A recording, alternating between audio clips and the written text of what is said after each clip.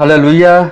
जय मसीह की आप सभी को यीशु मसीह के नाम से आप सभी का स्वागत करता हूं और आशा करता हूं कि आप सब जन खुश होंगे, विश्वास में बढ़ते होंगे और कृपा और शांति आपके जीवन में बढ़ती जाए। तो आइए एक छोटी सी प्रार्थना करता हूं। पिता परमेश्वर, हम यीशु के नाम से धन्यवाद देते हैं आपके दया और आपके कृपा के लिए, आपके वचन और आत्मा के लिए धन्यवाद। प्रभु हमारे हृदय को खोले, कानों को खोले, आपका वचन हमारे हृदय में बोया जाए, हम उसे स्वीकार करें और सुन के हम वचन के अनुसार चलने वाले व्यक्ति बने। पवित्र आत्मा, हम आपको संपूर्ण आज़ादी देते हैं।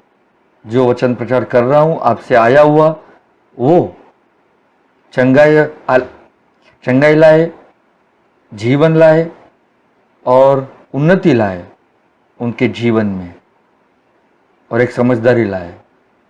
आपकी योजना पूर्ण हो और शैतान की योजनाओं को हम नाशवन करते यीशु नासरी के नाम से धन्यवाद देते हैं। प्रभु आपके हर एक आशीष के लिए हमारा हृदय आपके वचन को ग्रहण करेगा और हमारे मन के विचार बदलेंगे और हमारा जीवन पहले जैसा नहीं रहेगा। यीशु के नाम में हम ये प्रार्थना करता है, आमीन। आज का शीर्षक हम सीखेंगे प्रभु के वचन से, थ्रोन ऑफ ग्रेस, अनुग्रह का सिंहासन। वचन में जाएंगे सीधे। जब कभी परमेश्वर अनुग्रह की बात करता है तो उसमें कामों की बात नहीं होती। इसलिए प्रभु का वचन एफिसियों अध्याय 2 वचन 8 में लिखा है कि अनुग्रह के ही द्वारा विश्वास से तेरा उद्धार हुआ है, और ये तेरी ओर से नहीं लेकिन ये परमेश्वर की ओर से दान है। तो हम देखें कि अनुग्रह, जो भी परमेश्वर का जो अनुग्रह है हमारे जीवन में आता है, वो एक दान है। और एफिसियों 2:8 के हिसाब से विश्वास और अनुग्रह दोनों एक वरदान है, एक दान है। It is a gift of God, मतलब परमेश्वर की ओर से, ताकि आप और मैं कोई भी बढ़ाई ना मारे। हमें बढ़ाई नहीं मारनी है, और लेकिन बाइबल बताती है एक ही चीज में हम बढ़ाई मार सकते हैं, और वो है कि मैं परमेश्वर को जानता हूं, मैं प्रभु को जानता हूं। हालेलुया। तो हम मतलब जब हमारे जीवन में अनुग्रह आता है, विश्वास आता है, तो हम उसमें बढ़ने चाहिए। हम स्तुति धन्यवाद दे ताकि हमें अनुग्रह, ग्रेस जो है वो हमेशा मिलता रहे।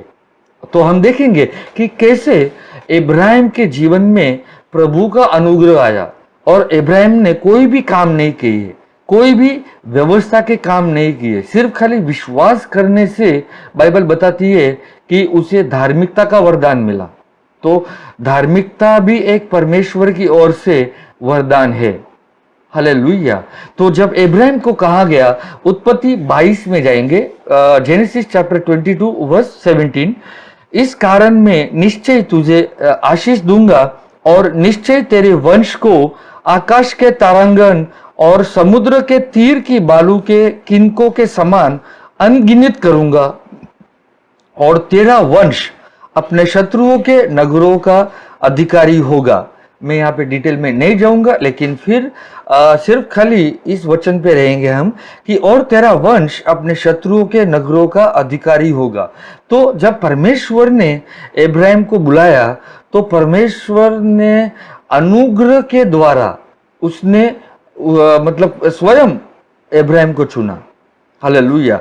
हम देखें इब्राहिम ना तो विश्वासु था, इब्राहिम तो पापी था देखा जाए, और वो मूर्ति पूजा करता था, और ही वॉज फ्रॉम द चाल्डियंस, मतलब वो चाल्डियन शहर से था। हालेलुया। लेकिन जब परमेश्वर ने चुना इब्राहिम को, इब्राहिम से मतलब इब्राहिम से उसका नाम बदलकर इब्राहिम रखा, और जो वादा दिया कि तेरे वंश अपने शत्रुओं के नगरों का अधिकारी होगा, और यहां पर यह भी लिखा है कि मैं तुझे आशीष दूंगा और मैं निश्चय ही तुझे बहुगुणित करूंगा। तो in blessing I will bless you, आशीष में मैं तुझे आशीषित में मैं तुझे आशीष दूंगा और बहुगुणित में मैं तुझे बहुगुणित बनाऊंगा। Hallelujah. In other words, he says, in blessing I will bless you, in multiplying I will multiply you. Hallelujah. लेकिन किसको वो आशीष करेगा और किसको मल्टीप्लाई करेगा? वो यहाँ पर उसका वंश जो है, वो वंश अपने शत्रुओं के नगरों का अधिकारी होगा। तो जब परमेश्वर ने चुना उसे आशीष देने के लिए, तो इब्राहिम ने कोई भी काम नहीं किए। इब्राहिम तो पापी था और वो मूर्ति पूजा करता था, लेकिन फिर भी परमेश्वर ने इब्राहिम को चुना ताकि परमेश्वर अपना आशीष दे सके और भविष्य में जो उसका वंश आने वाला है, उस वंश कौन है हम देखें। गलतियों का अध्याय 3 वचन 8, गलतियों का अध्याय 3 वचन 8 पढ़ेंगे। और पवित्र शास्त्र ने पहले ही से यह जानकर कि परमेश्वर अन्य जातियों को विश्वास से धर्मी ठहराएगा। तो एक बात है, परमेश्वर हमें कैसे धर्मी ठहराता है? विश्वास से। इब्राहिम ने भी विश्वास किया और उसे भी धर्मी ठहराया गया।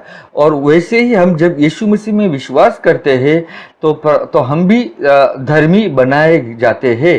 हालेलुया। पहले ही से ही इब्राहिम को यह सुसमाचार सुना दिया। ओह, तो आप सोचिए, परमेश्वर ने इब्राहिम को पहले से ही सुसमाचार सुना दिया और इसलिए उत्पत्ति 22 में परमेश्वर अपने यीशु मसीह का बलिदान किस प्रकार होगा भविष्य में, वो इसहाक के द्वारा बताता है। और हम देखें कि उस वंश को जो प्रभु कहता है, वो वंश आखिर है क्या। लेकिन ये जो सुसमाचार था यीशु मसीह का मरना और जी उठना, वो पहले से ही इब्राहिम को बता दिया गया था। आमीन। और उसमें लिखा है कि तुझ में सब जातियां आशीष पाएंगी। किसमें? मतलब सारी जातियां आशीष पाएंगी। इब्राहिम में नहीं, लेकिन इब्राहिम के वंश में। हालेलुया। क्योंकि आगे जब हम पढ़ेंगे तो उसके वंश का जिक्र है। तो हम देखें उस वंश, मतलब वो वंश आखिर कौन है। वचन 16, निदान प्रतिज्ञा इब्राहिम को और उसके वंश को दी गई। वह यह नहीं कहता कि वंशों को, जैसे बहुतों के विषय में, पर जैसे एक के विषय में, कि तेरे वंश को, और वह मसीह है। हालेलुया। तो उसका वंश कौन है? मसीह। और जब हमारे जीवन में मसीह आता है, इसके लिए प्रभु का आशीष पूरा होता है कि in blessing I will bless you and in multiplying I will multiply you. इसके लिए मसीह के लोग बहुगुणित होते हैं और आशीषित पाते हैं। हालेलुया। और वो आशीष कौन सा है अन्य जाति को? वही मसीह, वही आशीष हमें मिलता है। आमीन। तो प्रतिज्ञा परमेश्वर ने इब्राहिम को दी थी और उसके वंश को भी दी गई थी। वो यह नहीं कहता कि वंशों को, मतलब बहुत सारे वंश नहीं, बहुत सारे वंशों को नहीं, जैसे बहुतों के विषय में कहा, पर जैसे एक के विषय में, कि तेरे वंश को, और वो मसीह है। हालेलुया। तो वंश कौन है? मसीह। आमीन। वचन 28 पढ़ेंगे। अब ना कोई यहूदी रहा और ना यूनानी, ना कोई दास ना स्वतंत्र, ना कोई नर ना नारी, क्योंकि तुम सब मसीह यीशु में एक हो। तो प्रभु जैसे जैसे हमें वचन का ज्ञान होता है, तो हमें परमेश्वर की योजना और हमें परमेश्वर के उद्देश्य के बारे में पता चलना शुरू होता है। और उसका उद्देश्य और उसकी योजना क्या है? कि हम मसीह यीशु में एक हो। हालेलुया। इसके लिए ना कोई यहूदी रहा ना यूनानी रहा, ना कोई दास ना स्वतंत्र, ना कोई नर ना नारी। मतलब परमेश्वर की नजर में आज कोई भी फेवरेट नहीं है, कोई भी राष्ट्रीय, कोई भी देश फेवरेट नहीं है, ना इज़राइल ना कोई अन्य जाति के, लेकिन सभी जन को यीशु मसीह को स्वीकार करना है, तभी वो जो वंश है मसीह का, वो कहलाएंगे और फिर हम मसीह यीशु में एक हो जाते हैं। हालेलुया। और इसलिए कोई भी हम मनुष्य किसी और देश को बड़ाई ना मारे, जैसे कि बहुत सारे लोग बड़ाई मारते हैं। इजराइल यहूदी को अभी भी परमेश्वर प्रेम करता है। परमेश्वर अभी ये कहता है यूहन्ना 3:16 में कि परमेश्वर ने जगत से इतना प्रेम किया। तो उस जगत में यहूदी लोग भी आगे और यूनानी लोग भी आगे और दास दासी हर एक जो संसार में लोग हैं वो सब आगे। लेकिन उस व्यक्ति को, उस मनुष्य को यीशु मसीह को स्वीकारना जरूरी है, उसके बलिदान को स्वीकारना जरूरी है, विश्वास करना जरूरी है कि वो मरा और मरकर वो जी उठा। हालेलुया। तो ही हम अभी यीशु मसीह में कहलाएंगे। आमेन। ना कोई यहूदी रहा, ना यूनानी, ना कोई दास स्वतंत्र, ना कोई नर नारी, क्योंकि तुम सब मसीह यीशु में एक हो। हालेलुया। और वचन 29, और यदि तुम मसीह के हो तो इब्राहिम के वंश और प्रतिज्ञा के अनुसार वारिस भी हो। हालेलुया। तो मैं भी इब्राहिम का वारिस मतलब कहला सकता हूं, क्योंकि इब्राहिम का वारिस, इब्राहिम का वंश कौन है? मसीह। तो अगर मैं मसीह में हूं और मसीह मेरे अंदर है तो मैं भी इब्राहिम का वंश हूं और वो वंश है मसीह। आमीन।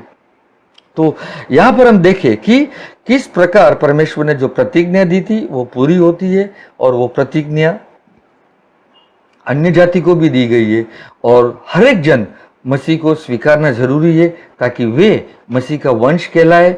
हम वंश है और वही वंश मसीह है। आमेन।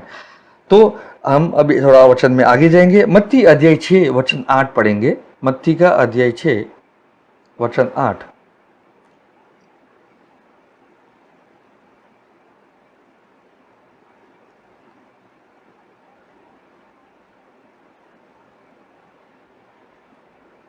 और जब मसीह हमारे जीवन में आता है तो बाइबल बताती है कि all the promises of God in Christ Jesus are yes and amen. हर एक प्रतिज्ञा है वहां पर लिखा है। दूसरा कोरिन्थियों अध्याय 1 वचन 20 में लिखा है कि प्रतिज्ञा है। तो बहुत सारी प्रतिज्ञा परमेश्वर ने दी, लेकिन उस प्रतिज्ञा में से एक प्रतिज्ञा ये थी जो इब्राहिम को दी, जो उसका वंश जो भविष्य में आएगा, और वही वंश मसीह है। और मसीह जब आया तो उसने हमें आदम के न्याय से छुड़ाया, और व्यवस्था के श्रापों से भी उसने हमें छुड़ाया। उस क्रूस पे अपना बलिदान दिया ताकि हमें वो पापों से क्षमा करे और हमारा जीवन एक धार्मिकता का जीवन हो, और उस जीवन में हम मसीह का जीवन जीते रहे। हालेलुया।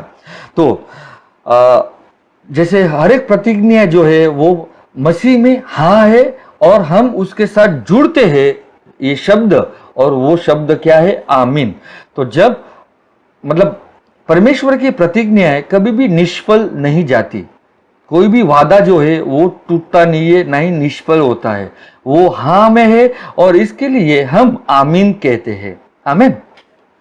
तो बहुत सारे लोग जब प्रार्थना करते तो उन्हें उस प्रार्थना का उत्तर नहीं मिलता। तो हम देखेंगे कुछ भाग में कि कहां पर उन्हें वो प्रार्थना का उत्तर नहीं मिलता।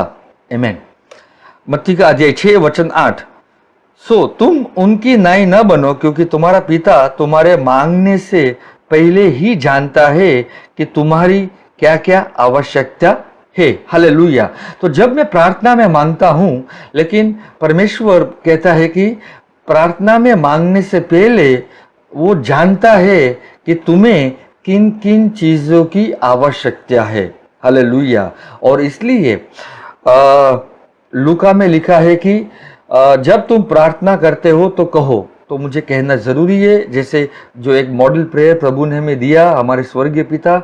और फिर ये भी कहा है कि लूका का 12 में कि अन्य जाति के लोग उन वस्तुओं के पीछे जाते हैं कि हम क्या खाएंगे, क्या पहनेंगे, क्या कहाँ रहेंगे। लेकिन प्रभु कहता है कि पहले तुम परमेश्वर के राज्य को और उसकी धार्मिकता को ढूंढो, ताकि सब वस्तुएं तुम्हें मिल जाएगी। लेकिन तुम्हारा पिता यह जानता है कि तुम्हें उन वस्तुओं की क्या है? आवश्यकता है। जो अन्य जाति के लोग पीछे जाते हैं, लेकिन पहले तुम परमेश्वर के राज्य को ढूंढो, आमेन, और उसकी धार्मिकता को। तो यहाँ पर देखते हैं कि हमारे मांगने से पहले ही परमेश्वर जानता है कि हमें किन वस्तुओं की आवश्यकता है। तो लेकिन हमें वो क्यों नहीं मिलती? याकूब का अध्याय 4 में जाएंगे। याकूब का अध्याय 4,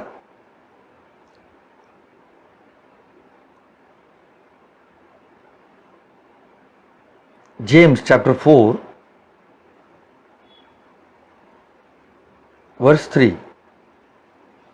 तुम मानते हो और पाते नहीं, इसलिए कि बुरी इच्छा से मानते हो, ताकि अपने भोग विलास में उड़ा दो। हालेलुया। तो ज्यादातर लोग जो है वो किस प्रकार मांगते हैं? क्योंकि उनकी बुरी इच्छा से वो मांगते हैं, और इसलिए उन्हें मिलता नहीं है। तो हम देखेंगे कि जब हम मांगे तो हमें प्रभु से हम प्राप्त कर सके, और क्योंकि हमारा पिता ने ऑलरेडी मतलब वचन में ऑलरेडी लिखा है कि हमारा पिता जानता है कि तुम्हें उन वस्तुओं की आवश्यकता है। हालेलुया। और यहाँ पे नहीं मिलता है हमें क्योंकि हम बुरी इच्छा से मांगते हैं। तो हम और जरा वचन में जाएंगे। पहला यूहन्ना अध्याय 3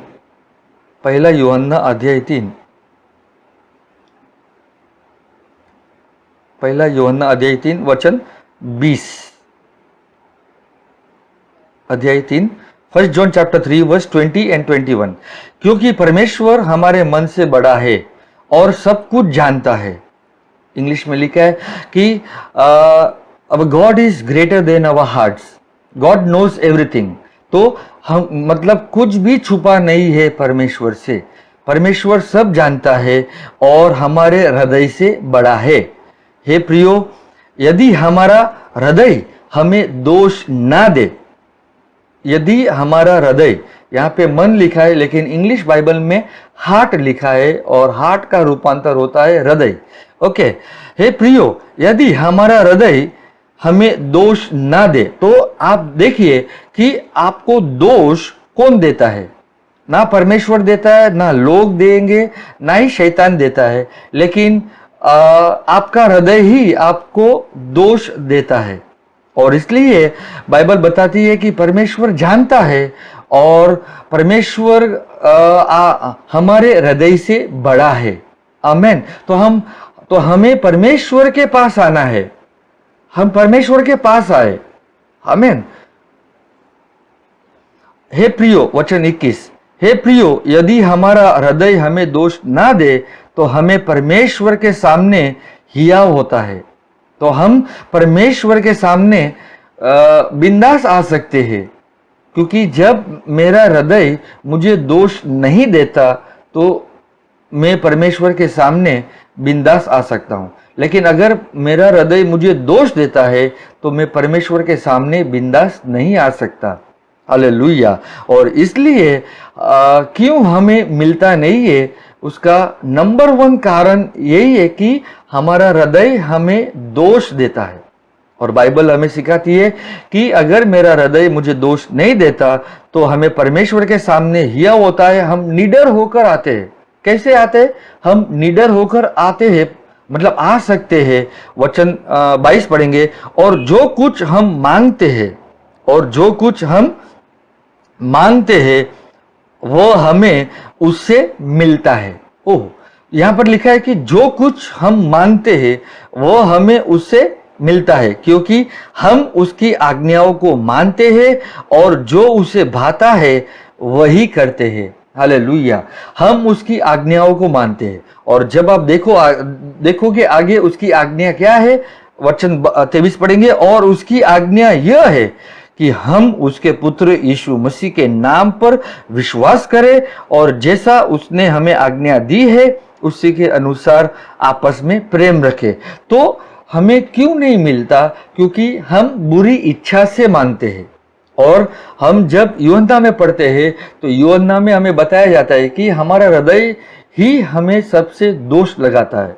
आप देखिए, जब आप प्रार्थना करते हो तो आपका हृदय आपको दोष इसलिए लगाता है ताकि आपने जो भी पाप किए, जानकर अनजाने में, या जो भी गलत व्यवहार किया, जो भी कुछ देखा, तो सब कुछ आपके सामने आ जाता है और उसके बाद आपका हृदय आपको दोषी या दोष लगाता है।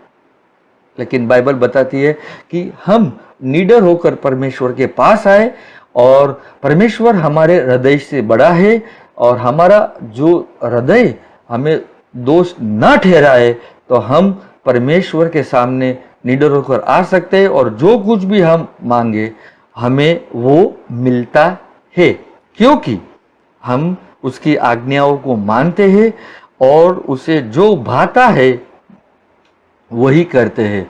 तो हमें परमेश्वर को जो भाता है हमें वही करना जरूरी है। आमेन। तो यहाँ पर हम देखें कि 3 चीज जो महत्व है, हमारा हृदय धिक्कारता है, मतलब दोषी ठहरता है। परमेश्वर हमारे हृदय से बड़ा है और परमेश्वर सब कुछ जानता है। लेकिन जब हम रिवर्स करेंगे तो हमारा हृदय अगर हमें दोषी नहीं ठहराता तो हमें वो निडरता मिलती है ताकि हम जो कुछ भी मांगे हमें मिल जाए। आमेन। इब्रानियों का अध्याय 4 में जाएंगे। इब्रानियों का अध्याय 4 में जाएंगे। Hebrews chapter 4 verse 14।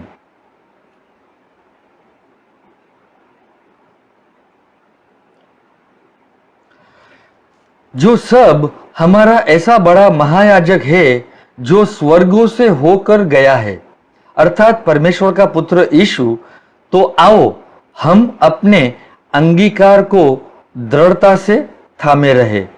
हालेलुया। तो यहां पर बताया जाता है कि हमारा महायाजक कौन है? यीशु मसीह, अर्थात परमेश्वर का पुत्र जो स्वर्गों से होकर गया है। तो हमारे पहले कौन गया है उन स्वर्गों में? यीशु मसीह। और अति पवित्र स्थान में प्रभु वहां पर है। आमीन। और वहां पर जाने के बाद वो मतलब परमेश्वर पिता के दाहिने बाजू वो बैठ गया है। वो क्यों बैठा है? ताकि वो हमारे सारे संसार की सारे संसार के लोगों के लिए उद्धार की प्रार्थना करे। प्लस कलेशिया के लिए वो ये प्रार्थना करता है कि वो हमारा विश्वास कमी ना रहे, लेकिन हमारा विश्वास हमेशा बढ़ता रहे, हमें हर वक्त आशीष मिलता रहे। आमीन। क्योंकि परमेश्वर के नजर में वो यही चाहता है कि वो तुम्हें आशीष दे, क्योंकि यीशु मसीह हमारा महायाजक है और वो महायाजक जो सारे स्वर्गों को वचन में लिखा है, जो स्वर्गों से होकर वो गया है, अर्थात परमेश्वर का पुत्र यीशु जो या परमेश्वर का पुत्र यीशु, तो आओ हम अपने अंगीकार को दृढ़ता से थामे रहे। वचन इब्रानियों का ही उसमें जाएंगे, अध्याय 7 वचन 25, चैप्टर 7 वर्स 25। हम फिर से आएंगे इब्रानियों के 4 में। इब्रानियों का अध्याय 7 वचन 25। इसीलिए जो उसके द्वारा परमेश्वर के पास आते हैं, तो हम किसके द्वारा परमेश्वर के पास आते हैं? यीशु मसीह के द्वारा। इसके लिए जब मेरा हृदय मुझे दोष ठहराता है तो मैं परमेश्वर के पास आता हूं। किसके द्वारा? यीशु मसीह के द्वारा। आमीन। वह उनको पूरा उद्धार कर सकता है। हालेलुया। तो जो मुझे उद्धार आना ही पड़ेगा यीशु मसीह के द्वारा। जो हालेलुया। तो मैं परमेश्वर के पास आता हूं यीशु मसीह के द्वारा, और वह उनका पूरा उद्धार कर सकता है, क्योंकि वह उनके लिए विनती करने को सर्वदा जीवित है। हालेलुया। तो परमेश्वर के दाहिने बाजू जो यीशु मसीह है वहां पर विराजमान है, तो वो यही विनती करते हैं कि वो तुम्हें क्या दे, आशीष दे। वचन 26 सो ऐसा ही महायाजक हमारे योग्य था, जो पवित्र और निष्कपट और निर्मल और पापियों से अलग और स्वर्गों से और स्वर्ग से भी ऊंचा किया हुआ हो। आमीन। तो ये सब हमें यीशु मसीह के पास ही आना है। आमीन। इब्रानियों का अध्याय 8 पढ़ेंगे। इब्रानियों का अध्याय 8 वचन 1। अब जो बातें हम कह रहे हैं उनमें से सबसे बड़ी बात यह है कि हमारा ऐसा महायाजक है जो स्वर्ग पर महामहिमान के सिंहासन के दाहिने जा बैठा। हालेलुया। सॉरी, यीशु मसीह कहां पर बैठे हैं? परमेश्वर के सिंहासन पर। आमेन। और कहां पर? दाहिने हाथ पर। आमेन। और सबसे बड़ी बात यह है कि हमारा ऐसा महायाजक है जो स्वर्ग पर महामहिमन के सिंहासन के दाहिने जा बैठा है। तो हमें ये कभी भी निराश नहीं होना है। अगर हम गलतियां भी कर बैठे तो हम, सॉरी, इंटरनेट के वजह से थोड़ा प्रॉब्लम हो गया। Praise God, thank you Jesus. तो हम देखें कि इब्रानियों का अध्याय 8 वचन 1 में लिखा है, अब जो बातें हम कह रहे हैं उनमें से सबसे बड़ी बात यह है कि हमारा ऐसा महायाजक है जो स्वर्ग पर महामहिमान के सिंहासन के दाहिने जा बैठा। हालेलुया। तो यीशु मसीह हमारा परमेश्वर के दाहिने जो परमेश्वर का सिंहासन है वो उनके दाहिने हाथ पे जाके वो बैठ गया है। और वो क्या प्रार्थना कर रहा है? उद्धार की, हमारा विश्वास निष्फल ना हो और हमारा हृदय अगर मुझे दोषी ठहराता है तो परमेश्वर हमारे हृदय से बड़ा है, हम उसके पास आए और वो हमें क्षमा करता है और वो हमें बिंदास निडर होकर आने को आमंत्रित करता कि हम उसके सिंहासन के ओर हम आ सके। आमेन। तो हम फिर से इसमें जाएंगे। इब्रानियों का अध्याय 4 वचन 15। क्योंकि हमारा ऐसा नहीं जो हमारी निर्बलताओं में हमारे साथ दुखी ना हो सके, वरना वह सब बातों में हमारी न्याय परखा तो गया तो भी निष्पाप निकला। हालेलुया। और जैसे हम मनुष्य बहुत सारी कठिनाइयों से गुजरते, पाप में गिरकर टेम्पटेशन आती है और कई बार हम गिर भी जाते हैं, लेकिन हमारा मसीह उसी प्रकार सब चीजों से गुजरा, लेकिन फिर भी वो निष्पाप निकला। हालेलुया। तो क्योंकि यीशु मसीह जो हमारा महायाजक है, वो हमारी निर्बलताओं में हमारे साथ दुखी ना हो सके, वरना वो सब बातों में हमारी न्याय परखा तो गया। तो मतलब यीशु मसीह की भी परख हुई जब उसे टेम्पटेशन हुआ, तो वो भी परीक्षा से गुजरा। हम भी परीक्षा से गुजरते, लेकिन कई बार हम पाप में गिर जाते, लेकिन यीशु मसीह नहीं गिरे और वे निष्पाप निकले। आमेन। और वो हमारी दुर्बलताओं को, हमारी कमजोरी को, हमारे जो भी हमारे चाल चलन है वो सभी जानता है। वो सब कुछ जानता है कि हम कहाँ पर गिरने वाले हैं, कहीं पर हम नहीं गिर पाएंगे, लेकिन फिर भी बाइबल बताती है कि अगर हम गिर भी गए या हमारी परीक्षा भी हुई या हम परखे भी गए, तो बाइबल बताती है हम पाप न करें। लेकिन हम देखें कि लोग शरीर में अपने आप को बड़ाई मारते हैं और ये कहते हैं कि नहीं, हम नहीं कर पाएंगे, और वो निर्णय भी लेते कि हम पाप नहीं करेंगे, लेकिन तुरंत कुछ देर बाद वो कर बैठते हैं।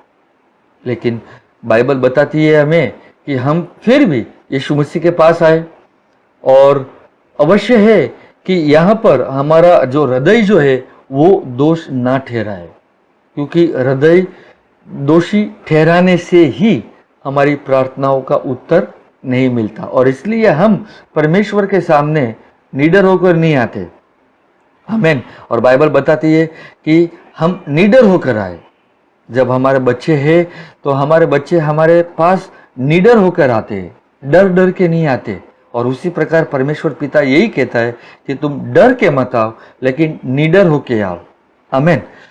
वचन हम देखें कि निर्बलताओं का अर्थ क्या है। निर्बलताओं का अर्थ है बीमारी, रोग, कमजोरी और शक्तिहीन। तो जब मनुष्य ये सब इन चीजों से गुजरता है, बीमारी, रोग, तकलीफें, समस्या, कमजोरी, शक्तिहीन, तो हम ये देखें यीशु मसीह भी उसी प्रकार गुजरा, लेकिन फिर भी यीशु मसीह निष्पाप निकला। आमीन। तो हम यीशु मसीह को देख सकते हैं। हालेलुया। ओके, हम देखेंगे इब्रानियों का अध्याय 2 17 और 18। हम वापस आएंगे यहाँ पर इब्रानियों का अध्याय 2 वचन 17 और 18।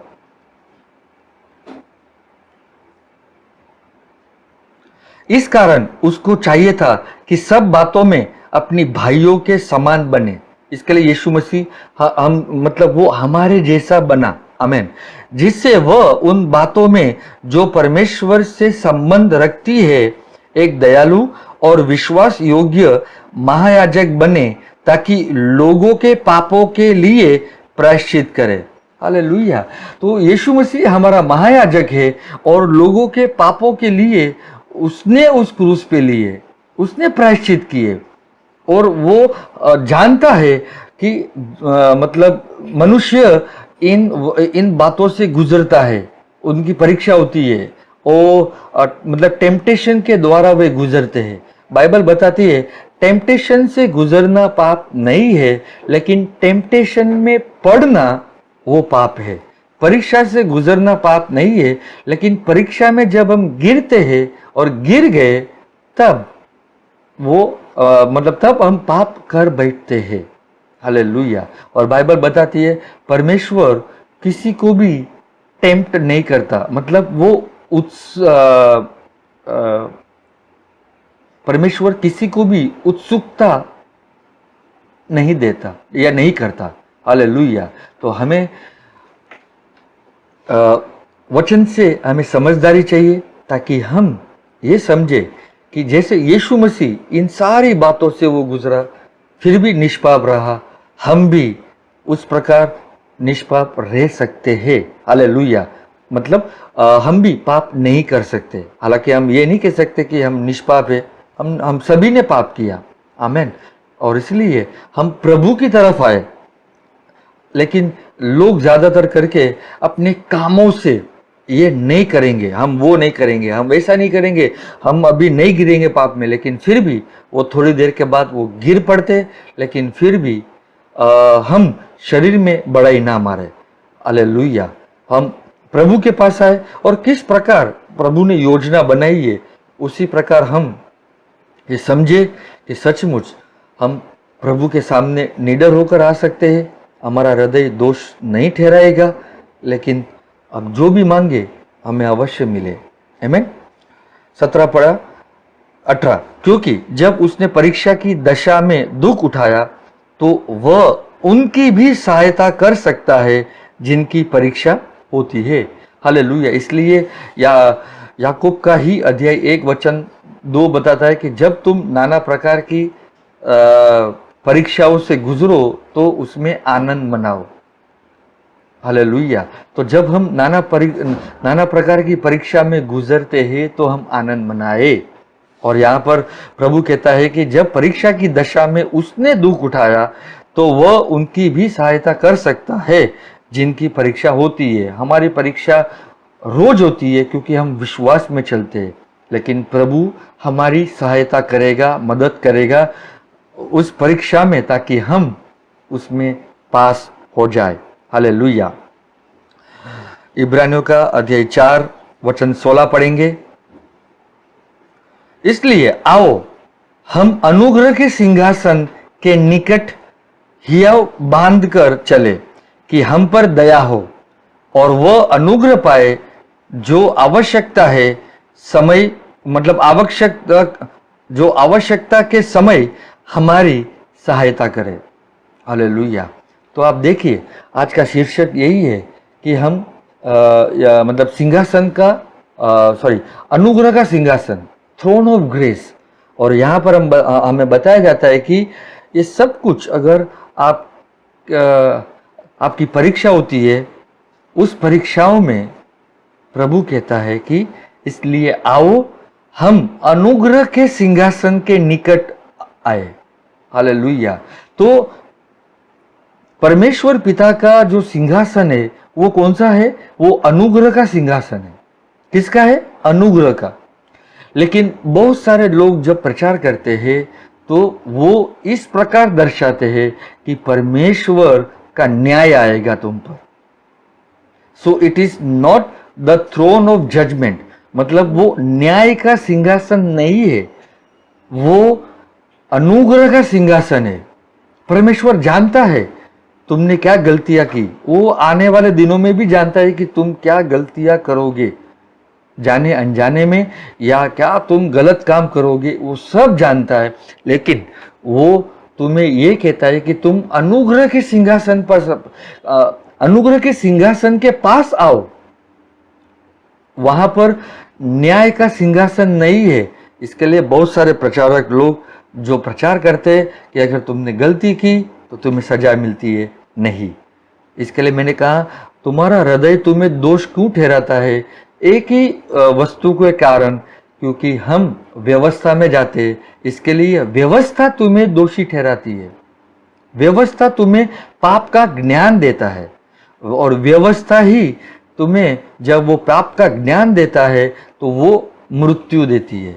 हालेलुया। तो हम व्यवस्था के अनुसार न जाए, लेकिन हम आत्मा के अनुसार जाए, और इसके लिए हम अनुग्रह के सिंहासन के पास आए।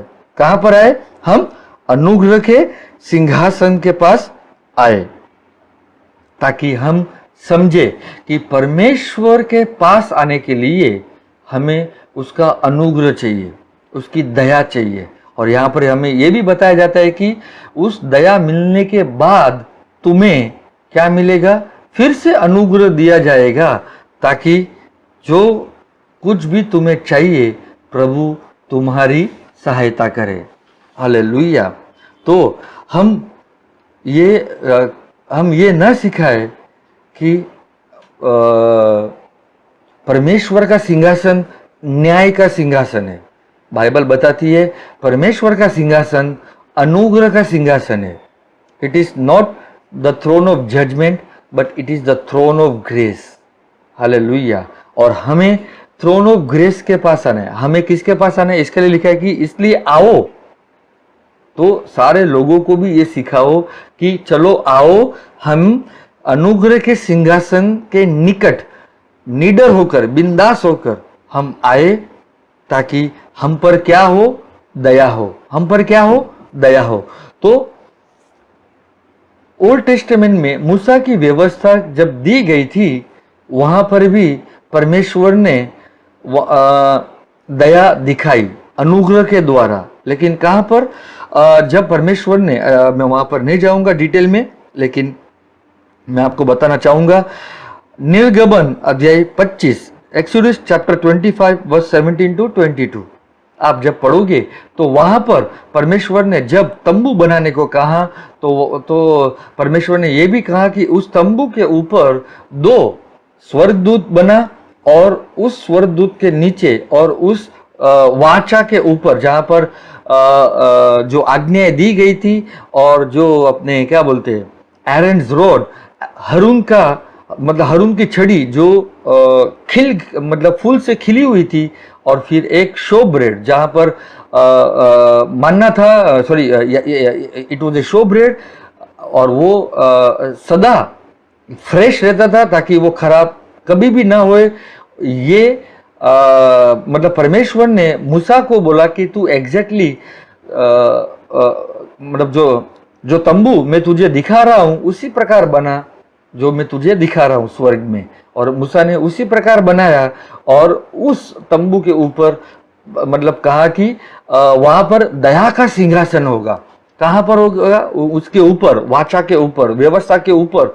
सॉरी, व्यवस्था तो अंदर थी संदूक में। Yes, the law was in the box. Okay, वाचा किस में थी? उस संदूक में थी। तो उसके ऊपर दया दिखाऊंगा। और मूसा को कहता है मैं तेरे मतलब मैं तुझे वहां पर मिला करूंगा। हालेलुया। तो परमेश्वर ने उस व्यवस्था में भी प्रभु ने अनुग्रह और दया दिखाई। आमेन। तो आज हम उसके द्वारा नहीं आते परमेश्वर के अति पवित्र स्थान में, लेकिन हम यीशु मसीह के द्वारा आते हैं। हालेलुया। और इसलिए कि हम सारे लोगों को ये सिखाए कि हम अनुग्रह के सिंहासन के पास आए, ताकि वो हम पर क्या करे? दया करे।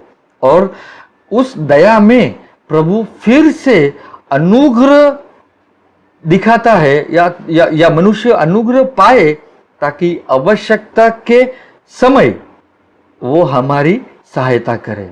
हालेलुया। तो परमेश्वर वो हर वक्त हमारी सहायता करना चाहता है। वो हमें हर वक्त आशीष देना चाहता है। इसके लिए जो वादा इब्राहिम को दिया था कि मैं तुझे आशीष दूंगा, in blessing I will bless you and in multiplying I will multiply you. तो परमेश्वर हमेशा यही चाहता है कि वो अपने बच्चों को कैसे वो आशीष दे। आमीन। इब्रानियों का अध्याय 9:5 पढ़ेंगे। इब्रानियों का अध्याय 9 वचन 5।